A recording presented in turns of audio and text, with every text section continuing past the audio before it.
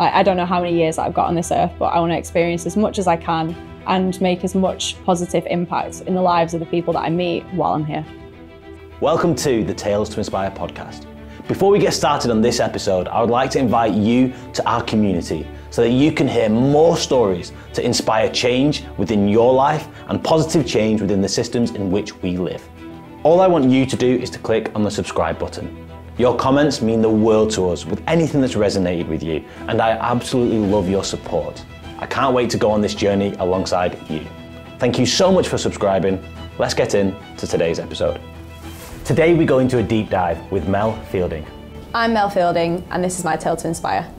So this is the first time that I've had the opportunity of interviewing a certain person in my life, which is you, Mel, my partner, my person who I get to live this life with on a daily basis. And I know when I got to ask you whether you wanted to be on the podcast, you was very much like, are you sure? Do you want to ask me? I don't have anything inspirational to say and all this kind of stuff, but it's really interesting that we have this amazing space to do this. So it's a little bit of a, we're not going to go into the relationship side of the interview, but we may do. Who knows where this will go?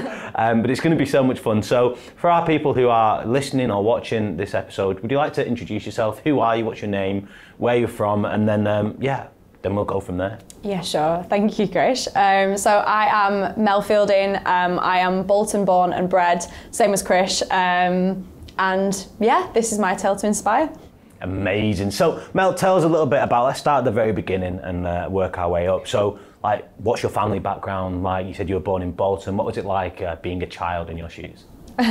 So I am fortunate enough to have a good supportive family around me. So I've got my mum and dad, I've got a younger brother who I grew up with in the same household, and then I've also got an older brother who is my half brother as well, who's 11 years older than me. My mum and dad are still together, which is, you know, unusual I think in this day and age, but yeah, really privileged to have a family that were very supportive from a young age, very close to my siblings, and my mum and dad were always very much empowered me to be my own person. At school I was quite good at a range of different subjects across the board, from the creative studies through to like maths and English as well, and through to science as well. So yeah, they kind of encouraged me to just do what I wanted to do. I've never felt pressured to go down a particular line in terms of like work. They never wanted me to, you know, do something specific. They were quite open-minded and wanted me to just discover who I am as a person, I guess.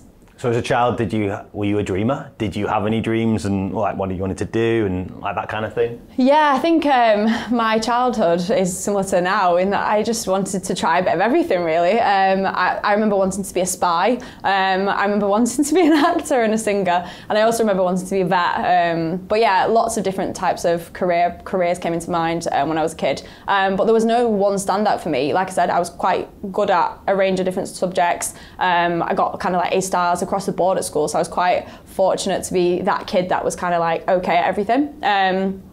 But yeah, that made it really hard in terms of like then going on to like college and university as to like what to do, because obviously the advice that you generally give to people is do what you're good at, but I was good at you know, a number of subjects. So like I said, at one point I wanted to be an art teacher, but then I was like, oh, you know, what would I do with an art degree? So instead I decided to pursue an academic subject. I took up law at college and I decided to study that at A-level. I decided to study that at university. So I actually went on to do a law degree, which is, yeah, that's the path I ended up choosing. So I would naturally say Mel Fielding, creative, right? That's kind of really creative. Doing a law degree, did that mean then actually you kind of put one side of your personality under the carpet and kind of got your head down, is this on the law side of things? Yeah, I think so. I think for me, I actually found it harder. The older I got and the higher up in terms of the academic path that I, you know, progressed up into, I actually found it harder because, like I said, I'd always wanted to do a variety of different things. So for me, going down to, I remember being asked to pick full of even take it back to GCSEs. I had to choose my GCSEs. I think I chose drama, art, and French. But But actually I wanted to do history, I wanted to do all the different subjects as well, I wanted to do some of the design technologies. So I found that hard, and then at A-level it was like, right, pick 4 A-levels, and I was like, oh, I've got to condense it down even further, and then obviously at the same at degree level I had to pick 1. So yeah, I found it quite challenging, but in the end I thought, no, I need to be an adult, I need to decide what to do, this is a viable career path, and that's what I'm going to do. I'm bright, I've got good grades in the core subjects, I'm going to pursue an academic route ultimately. Okay, so during that time and going through school and education, going into your law degree, what was your friendship group like? Did you have a bunch of friends, or was it more like, close-knit friends, and how did that look for you? Again, I would say I had various different groups of friendships as well. So I'm fortunate enough to still be in touch with some of the girls that I went to school with, which is amazing. But yeah, I've always been someone that's had like lots of different friendship groups as well. I never really thought of myself as a girl who's got like one solid core group of friends. Like I said, I've kind of got a friend here and a friend here and a friend here. Again, I think that just says a lot about my personality, doesn't it? I like to spread myself across as much as I can, I think. You don't want to miss out. I don't want to miss out on anything. I must do it all. I love it. So essentially, where does your journey go from there? So I did law at university, got a first class honours degree in law, and then as I was coming to the end of my 3 years studying for my degree, there was an option to apply for a bursary to do a master's degree at university. So I applied for that and got it. So I actually did the legal practice course, which is the course that you do to become a solicitor. And I basically, normally you'd have to take out a personal loan to be able to do that course. But instead I thankfully got a bursary to do it. So I went on and studied for that. And at the same time, I got a job working for a solicitor's 2 days a week. So I studied Monday, Tuesday, Wednesday at uni. And then I worked as a receptionist in a little law firm in Preston on a Thursday and a Friday. And then I finished university, was kind of chasing this training contract, which was like, the golden ticket for law students. And yeah, within a year or so, I'd kind of realised that wasn't really what I wanted to do. I didn't really want to study law. The environment that I was working in wasn't a very positive environment. It was a very male-dominated industry. The firm that I worked for had 4 middle-aged white male partners. So you can kind of imagine growing up wanting to represent women. It wasn't the most positive environment for me. So I chose to leave there actually.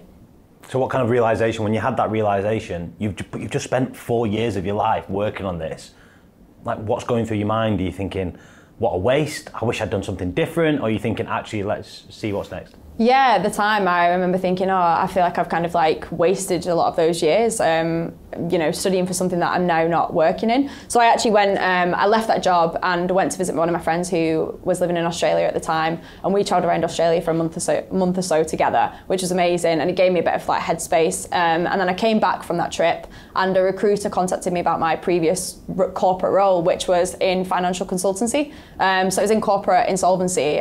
So it was kind of sold to me as like, it's kind of like half law, because obviously there's regulations governing insolvency laws, half accountancy, and then like a lot of like commercial knowledge and like common sense. So I applied for that and got it, and then I've been there for 6.5 years until last month actually when I left. Wow. And tell me a little bit about how that was for you working in a corporate job. Did you feel like you had to sell your soul, or like what was it like for you? Yeah, I mean, the firm that I worked for was a really good firm, first of all. They did like encourage, they had like lots of employee resource groups, is what they called them, with various different minority groups. So they had like a women's empowerment group, for example, which I was actively involved in. I kind of went in, obviously, as a grad and kind of worked my way up over the years. And yeah, it was an interesting experience. I think I joined it at the right time. I kind of wanted that lifestyle of, going to London every so often. We had conferences abroad. They took us to Vegas and Miami, and it was amazing. And I worked with some really amazing people, and I've got a lot of fond memories from those years. But ultimately, the work itself, I found the further down the line I went, I found I was kind of missing out on the things that I wanted to do when I was younger. And I kind of started to think, is this what little Mel would have wanted to have been doing? So yeah, and I think COVID also kind of contributed to that. During COVID, obviously, all of us were working from home, and we kind of had a chance to like reassess our lives and the direction our lives were going in. I think at that point I'd been there for like maybe 2.5, 3 years, and I was in the process of buying a house actually as well, so I kind of needed the financial security at the time. But yeah, I kind of came out of COVID thinking, you know, surely there's a little bit more to life than kind of going to the office Monday to Friday, 9 to 5, and doing a job that doesn't set my soul on fire. You know, it was an okay job, it was a good job, a well-paid job, but it wasn't, you know, it didn't spark that curiosity inside me anymore. So what was the conundrum you were having about, do you stay in that job? Do you leave that job? Do you stay? Do you leave? Like, what was that conundrum you had for yourself? So various different factors to that really. So I'm 31 this year, so a lot of my friends are getting engaged, having children, you know, following the path, which is amazing. But the thought of starting over at this age was quite scary. Obviously, like I just said, I own a house, so you know, financially it was a factor to consider as well. And yeah, I guess just like all those years of education, it takes it back to like being 4 years old, basically getting on essentially the conveyor belt of, you know, pushing yourself to learn stuff, which obviously education is a privilege, but it does push you. I do feel like the education system in the UK is kind of geared up towards making you go and get a job working for someone else, doing the 9 to 5, paying your taxes until you're, I mean, what they're saying, 71 is like the new retirement age, and then enjoying like however many years that you've got, and then kind of, you know, that's it. So I think for me, it was all those factors, wondering what people would think. But again, over the last few years, I think through finding a lot of different communities and through finding people who have got a different mindset, it gave me the courage to pursue an alternative option. It's like we sometimes have to unlearn what we've learned. I mean, when we had our team meeting recently, and Jenny, who's been supporting us, she talked about what's the reason we have school dinners, and we were like, oh, you have school dinners to feed the children so that they can eat. She goes, no, what's the deeper reason? I was like, well, no, it's for your health. She's like, well, what are you feeding the children at dinner? You're like, well, it's not always healthy food.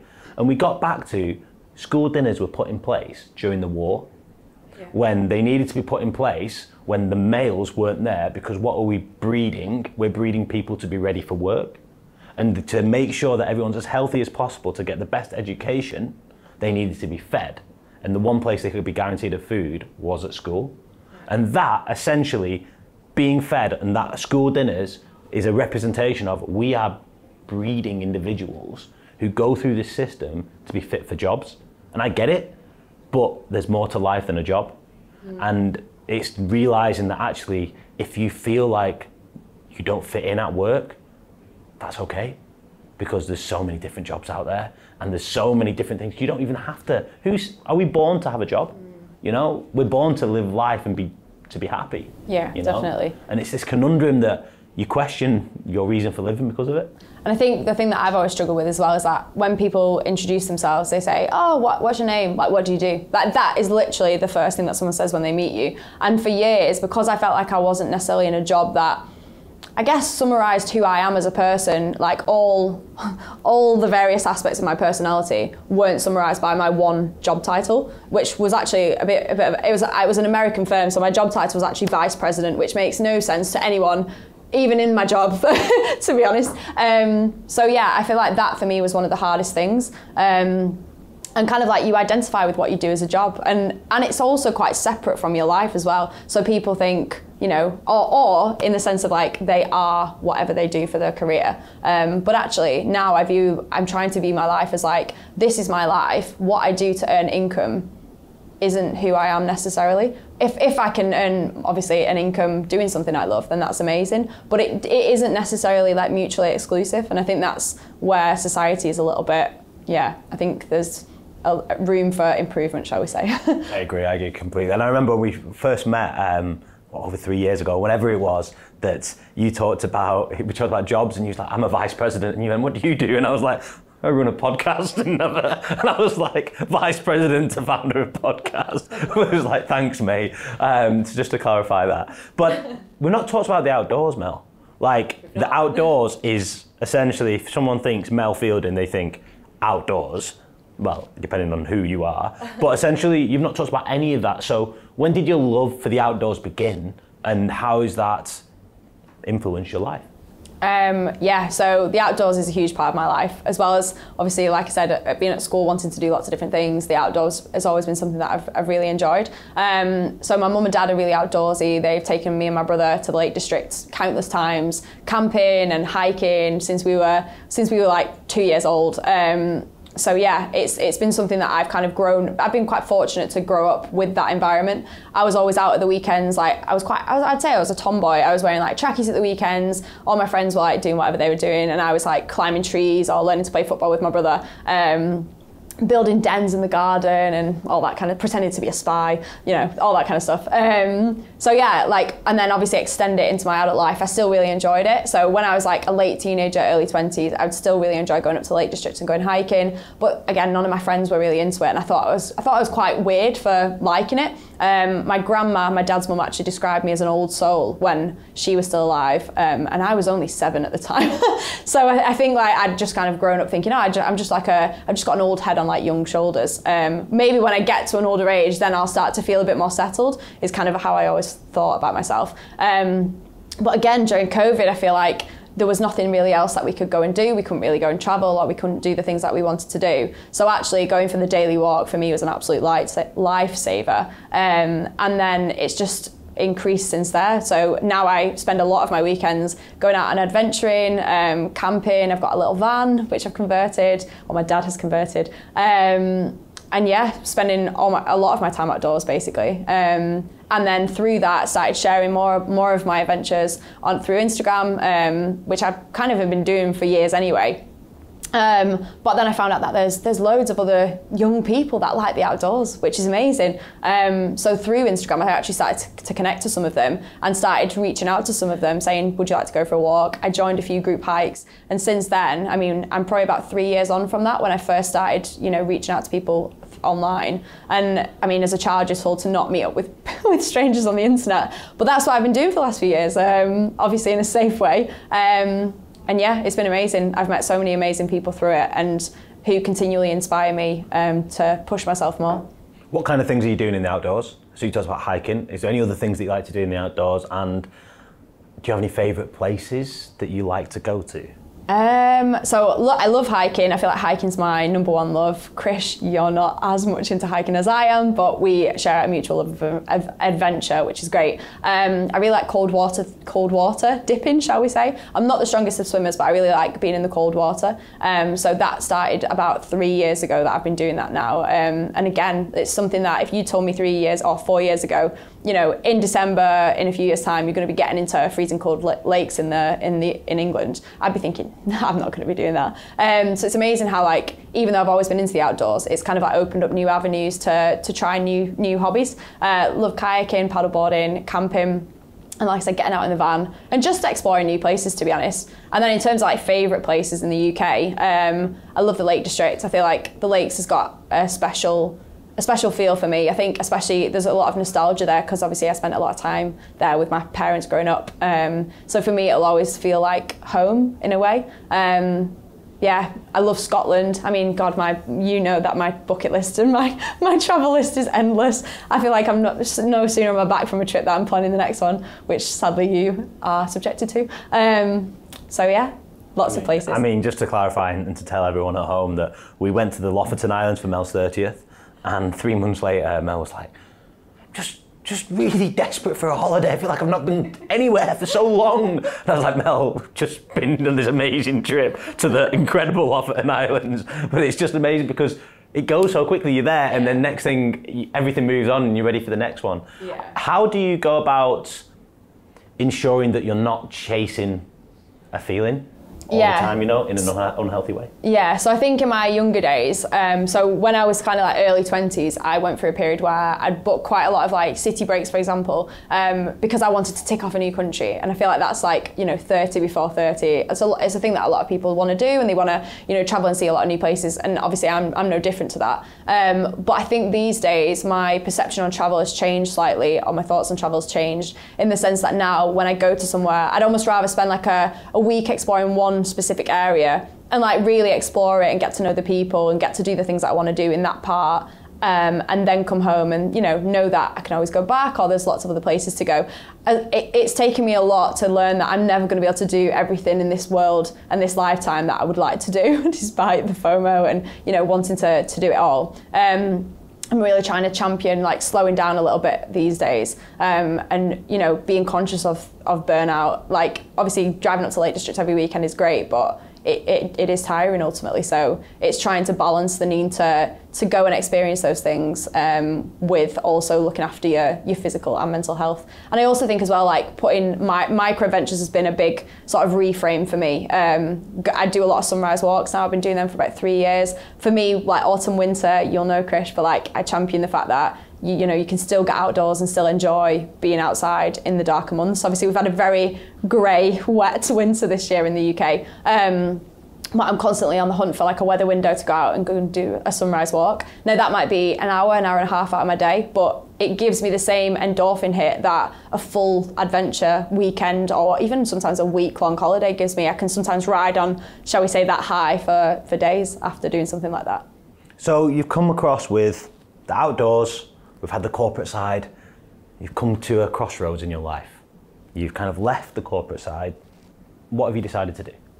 So last year, or a few years ago, I have a note, and you're obviously the same. So Krish, for anyone who doesn't know, Krish has a list as long as his arm of like potential business ideas that you've had since you were younger, right? And I went back up through my phone, and then I think it was in 2021, I started jotting down ideas for what I could do to have my own business. So my dad's self-employed, my 2 brothers are self-employed. So I've come from that kind of family background where, I've seen them working for themselves and how much fulfillment they get out of it. And I kind of figured, well, what could I do? But again, I was like, I don't know, because I want to do lots of different things. And if I do one specific thing, then I'm not sure that, in 3 years' time, I'm going to still enjoy it. So I started writing down ideas, and I was like, wouldn't it be great if I could create a platform where, people could come together and try lots of different things. Like that's like the aim of it, really. I'd always found that when I'd done like new stuff and like shared about it, this was even like 10 years ago, people would be like, oh, how have you found out about that? And I was like, oh, I just researched for it and found out about it online, And I didn't think that was anything special, because obviously the internet's available to everyone, but some people just prefer to research and like plan stuff. So I kind of put down this idea and then shelved it and thought, right, okay.